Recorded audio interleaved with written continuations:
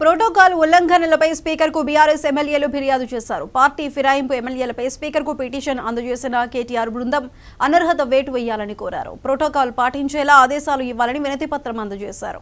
భవిష్యత్తులో ఇలాంటి ఘటనలు జరగవద్దని కేటీఆర్ స్పీకర్ ను కోరారు. కోర్టు తీర్పు ప్రకారం చర్యలు తీసుకోకపోతే స్పీకర్ పదవికే అగౌరవమని చెప్పారు.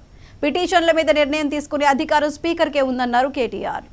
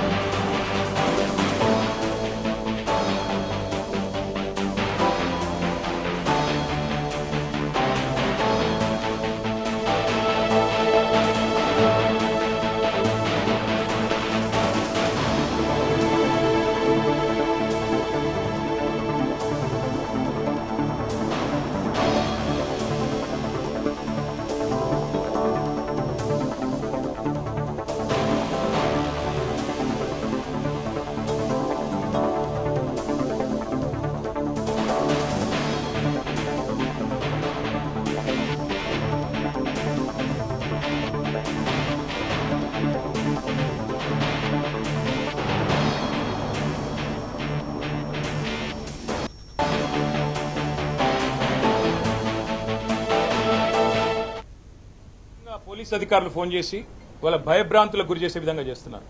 ఇవాళ బీజేపీ చేస్తేనేమో వాషింగ్ మెషిన్ అంటారు. పాపాలు చేసిన వాళ్ళు అందులో పోతే పాప ప్రక్షాళన జరిగి బయటకు వచ్చిందని మాట్లాడుతూ ఉన్నారని చెప్పి రేవంత్ రెడ్డి గారు కాంగ్రెస్ పార్టీ ఆక్రోశిస్తుంది.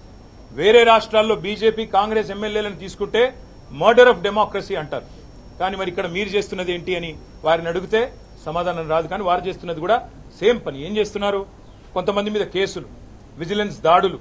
మా రాజశేఖర రెడ్డి గారి బిల్డింగ్ పొలగొట్టినారు. మా రాజశేఖర రెడ్డి గారి కాలేజ్ బిల్డింగ్ పడగొడతారు. మల్లారెడ్డి గారి ఆస్తుల మీద పోయి వాటిని ధ్వంసం చేస్తారు. కొంతమందిని డైరెక్ట్ గా మీకు ప్రాణగండం ఉందని భయపెడతారు. కొంతమందికి బిజినెస్లుంటే ఆ బిజినెస్ల్లో విజిలెన్స్ వాళ్ళని పంపించి ఇంకా ఇతరత్ర సంస్థలను పంపించి ఇబ్బంది పెట్టే ప్రయత్నాలు. ఎవరన్నా నిర్మాణ రంగంలో ఉంటే వారిని జీఎంసీ ద్వారా హెచ్ఎండిఏ ద్వారా భయభ్రాంతులకు గురి చేయడం. ఇవాళ బడేబాయికి చోటాబాయికి పెద్ద తేడా ఏం లేదు. బడేబాయి అక్కడ చేస్తున్న పని ఇక్కడ ఈయన చేస్తున్నాడు చోటాబాయి. ఏం తేడా లేదు. ఆయన తనకుండే అన్ని సంస్థలను వాడుతున్నాడు, బెదిరిస్తున్నాడు రాజకీయ పార్టీలను, వైరుపక్షాలను. ఈయన కూడా అదే పని చేస్తా ఉన్నాడు. మాకు పార్టీ మారిన ఎమ్మెల్యేల మీద సానుభూతి ఉంది. ఎందుకంటే వాళ్ళు రాజకీయంగా ఆత్మహత్య చేసుకున్నారు. వారిని నేను కాపాడలేను. ప్రజలు తప్పకుండా వారిని శిక్షిస్తారు ప్రజాక్షేత్రంలో. అందుకే మేము చెప్పేది ఇవాళ రాజకీయాల్లో హత్యలుండవు, ఆత్మహత్యలే ఉంటాయనడానికి ఇవే ఒక గొప్ప నిదర్శనం నేను అనుకుంటా ఉన్నా.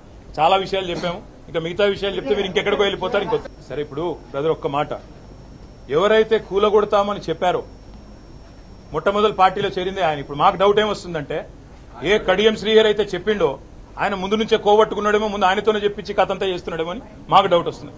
స్వయంగా పోలీస్ అధికారులు ఫోన్ చేసి వాళ్ళ భయభ్రాంతులకు గురి చేసే విధంగా చేస్తున్నారు. ఇవాళ బీజేపీ చేస్తేనేమో రుణమాఫీపై ప్రభుత్వం